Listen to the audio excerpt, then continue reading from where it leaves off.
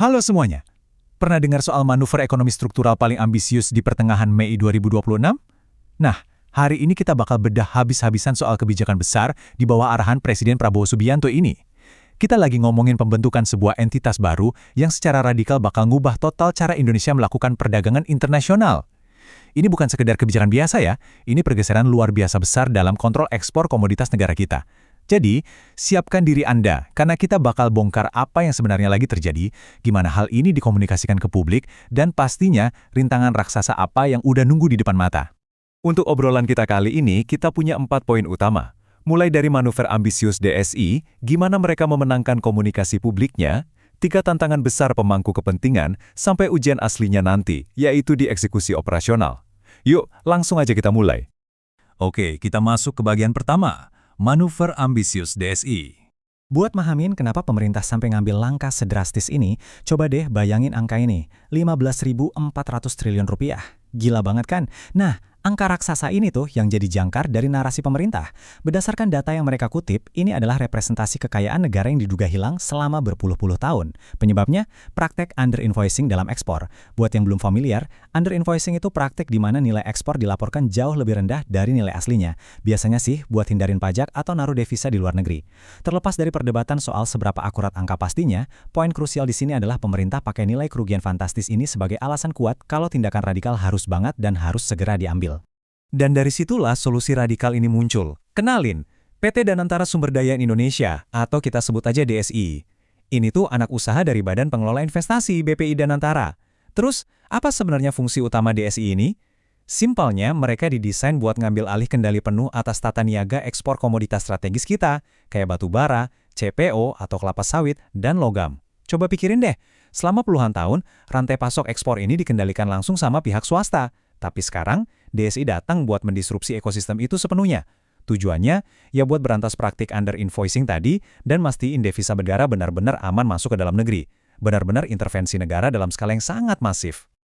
Lanjut ke bagian kedua, kemenangan komunikasi publik. Ngerombak sistem yang udah jalan puluhan tahun pasti bikin heboh dan memicu penolakan keras kan? Tapi pemerintah pinter nih. Mereka ngebongkar ini nggak pakai bahasa birokrasi yang kaku. Narasi utama yang mereka dorong adalah penyelamatan kekayaan negara dan anti korupsi. Bam! Pesan ini langsung nempel dan beresonansi kuat di masyarakat. Dan berdasarkan sumber kita, dampak strategisnya luar biasa. Narasi ini sukses bikin semacam tameng pelindung. Jadi kalau ada pengusaha yang nolak atau ngelobi terlalu keras, mereka secara otomatis rentan dicap sama publik sebagai pihak yang anti-nasionalis atau malah pro-korupsi. Cerdas banget kan? Nah, biar pasar keuangan gak jantungan, implementasinya dibikin bertahap. Langkah pertamanya dimulai tanggal 1 Juni 2026. Di fase 1 ini, DSI cuma bertindak sebagai penilai administratif aja. Nanti baru deh masuk ke fase 2, di mana DSI bakal bertindak sebagai trader penuh dengan skema beli putus. Manuver pelan-pelan ini sengaja dirancang buat meredam kepanikan di bursa saham dan nilai tukar rupiah. Ini ngasih sinyal ke para investor kalau pemerintah nggak merombak operasional secara ngawur dalam semalam, tapi lewat transisi yang benar-benar terukur. Tapi ya, masa bulan madu komunikasi ini pasti ada batasnya. Kutipan dari analisis kita ini ngingetin sesuatu yang sangat krusial.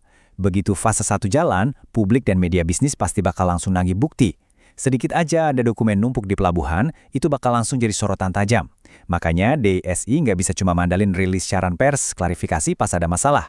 Mereka butuh crisis center dan dashboard publik real-time yang nunjukin performa service level agreement atau SLA mereka. Misalnya, DSI harus proaktif ngasih tahu, nih 98% dokumen ekspor minggu ini kelar di bawah 24 jam.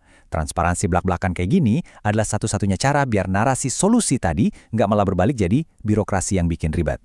Masuk ke bagian ketiga, 3 tantangan pemangku kepentingan. Di balik layar PR yang mulus tadi, niat baik nyelamatin devisa ini bisa aja berubah jadi bencana kalau DSI gagal ngatur 3 pihak utama ini. Pertama, eksportir swasta soal arus kas, kedua, institusi pemerintah lain soal friksi ego sektoral, dan ketiga, pembeli global terkait resiko rantai pasok. Yuk kita bedah satu-satu. Buat pihak swasta, khususnya asosiasi raksasa kayak APBI buat batu bara dan GAPKI buat sawit, ketakutan terbesar mereka ada di skema beli putus fase 2 tadi. Masuk akal dong kalau mereka nanya, emangnya DSI punya likuiditas uang tunai sebanyak itu buat bayar produk mereka tepat waktu? Kalau enggak, operasional perusahaan bisa mandek kan? Terus gimana cara DSI nentuin margin harga yang adil? Solusinya, DSI nggak bisa main hakim sendiri jadi kayak polisi ekspor. Masa transisi 3 bulan pertama itu wajib dipakai buat dialog intensif. DSI harus bisa memposisikan diri jadi mitra bisnis yang kolaboratif dan nyepakatin skema pembayaran yang nggak menyekik arus kas para eksportir. Tantangan kedua ini datang dari dalam rumah sendiri, alias antar institusi pemerintah. Kita tahulah ya, proses ekspor sekarang ini kadang muter-muter karena ngelibatin banyak lembaga yang punya kewenangan masing-masing. Contohnya Bea Cukai dan Kementerian ESDM. Nah, kehadiran DSI ini beririsan tajam sama mereka. Bahkan, pernyataan Presiden soal perombakan Bea Cukai udah ngasih sinyal kuat soal adanya ketidakpuasan dan potensi friksi institusional. Kehadiran DSI nggak boleh sekedar nambahin meja birokrasi baru.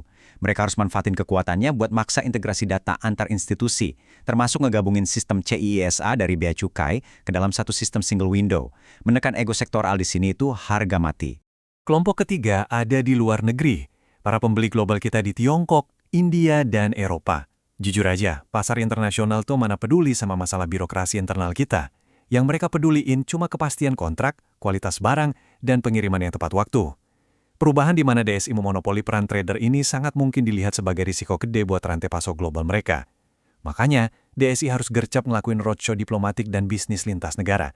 Mereka harus ngeyakinin dunia luar kalau perombakan ini nggak bakal bikin pengiriman telat sedetik pun dan sama sekali nggak ngelanggar kesepakatan B2B yang udah jalan. Dan sampailah kita di bagian terakhir, ujian sesungguhnya, eksekusi operasional. Inti dari semua manuver raksasa ini naruh DSI di sebuah persimpangan jalan. Niat mulia buat nyelamatin devisa negara itu emang punya landasan yang super kuat.